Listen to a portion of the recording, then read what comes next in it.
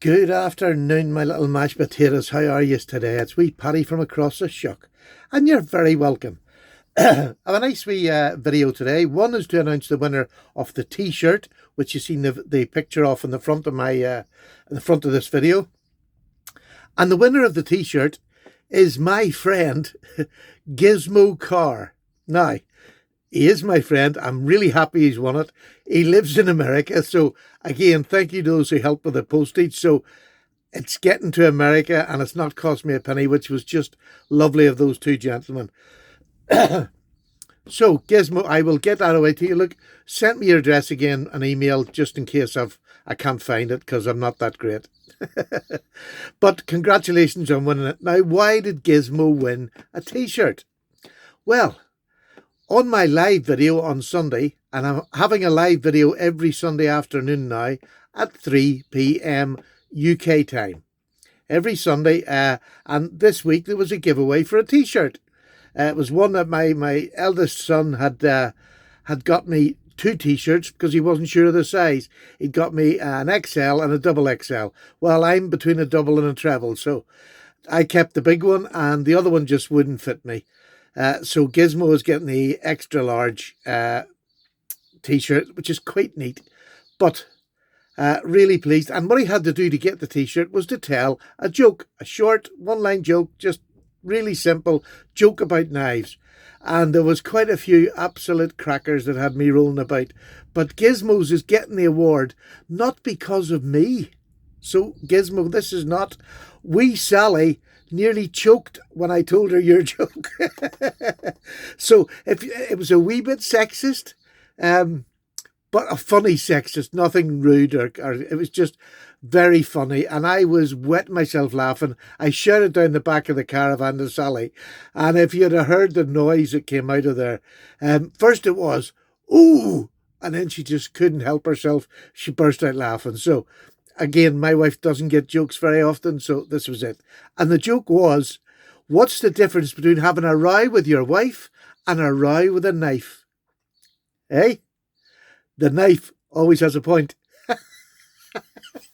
It still tickles me. I just think oh, right. All right. I'm sorry to use female viewers if there's any of you that was not meant to upset you. And my wife was the first to go, ooh, and then she just couldn't stop herself laughing. I thought it was funny. Really nice joke. Thank you very much, Gizmo. You're getting the T-shirt. Send me your address. I'll get it off to the USA tomorrow. Because I also made a mess of where you were to give the joke. So I'll talk about that next Sunday. So, what about, I just decided I'll do that wee video, the giveaway video, but this is just another wee video on, I was sitting going through my knives there and I was having a look at some of the older knives I had and sort of, thinking back to when I got them. This one was given to me kindly by a lovely man in America called Tony Meador. Doesn't have a YouTube channel, but is on Instagram, very active. Used to be more active years ago, but like most of us, it sort of wears a bit thin after you get into a few rows. But Tony has a fantastic collection of knives, a real great eye for beautiful knives. And he got this knife done for me. He got it anodized. Is it anodized? Whatever that's called. I got all the screws and the hardware has all been heat anodized to a bronze colour. And I just love this knife. This is the ZT-0450. A real old... Well, I suppose it is quite an old knife. As far as the knife community goes, a year is old. But this is when ZT were making good products. This was a small ZT, but this I just love. When I came around, it's funny enough, I'll go off on a wee bit of a tangent. Just over 5 years ago when I came around, there wasn't as many channels that would have had $400 and $500 or pound knives. There was just not that many. The higher end channels were usually on ZTs, Benchmade, Hinders. All right, they were dear, but there wasn't a whole lot of them.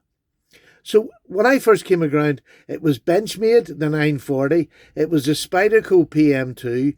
It was a ZT of whatever range. And what else would there have been? The highest end was the Chris Reeve. There was a one that just stood out amongst others. But that was the sort of higher end, for me, of what knife collecting was. So to get this given as a gift was amazing. And I don't know how old this is. It must be at least a 15-year-old, 20-year-old knife, maybe. But listen to that. I mean, just listen to that thwack. It is absolutely whack. There's no knife comes out much faster. And look at the action on it. It's just fantastic.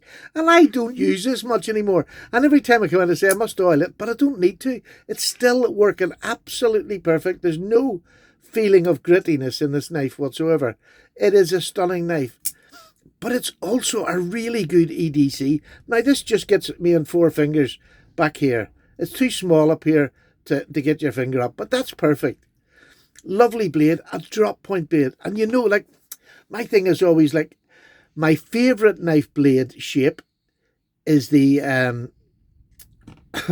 what the hell is my favourite? The clip point, gone. The clip point's my favourite shape. The knife I would recommend for the most all-rounder is a spear point, because it'll do any job, give it to it.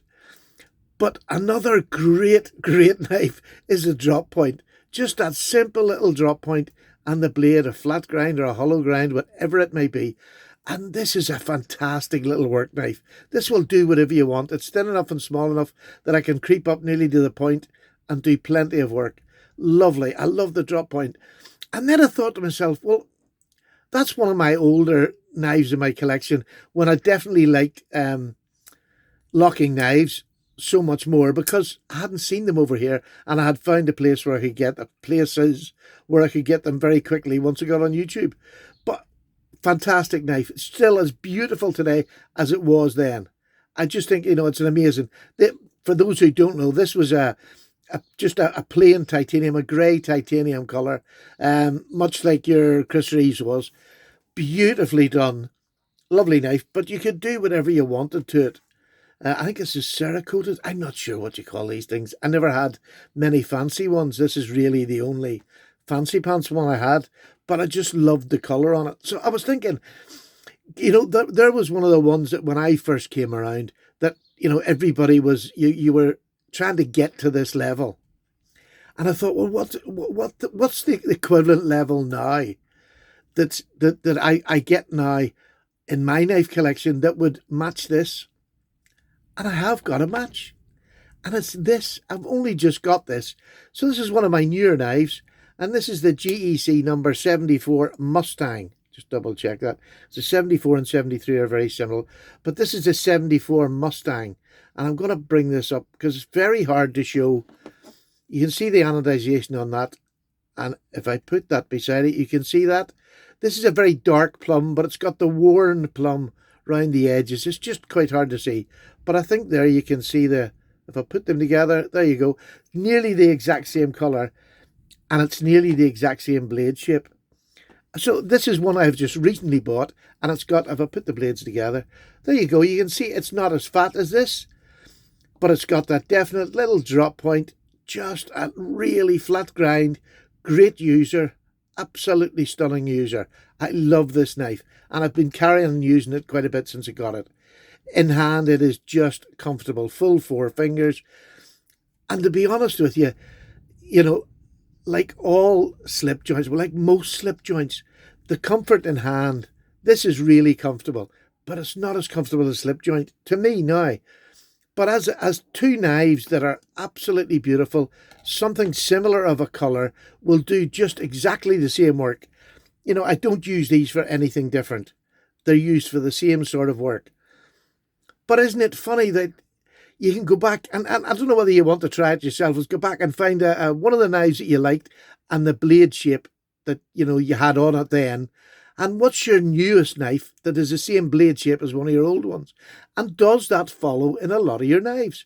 It did for me when I went through it, but I just picked this one because this is such a beautiful knife with like a drop point, little simple drop point. This exactly same little simple drop point. But I'm now, rather than a knocking knife, my main use knives are going to be slip joints and traditional slip joints most of the time. So how lovely is that? Isn't that nice? I just think that's a then and now. So I think that's what I'll call it. The then and now knife. It's a little open tag. Show me one of your older knives, and then one of the modern knives you bought, which is the same blade shape and is used in the same way as your older one. Does that make sense? It does in my head, but my head's strange. I'm away for a cup of tea.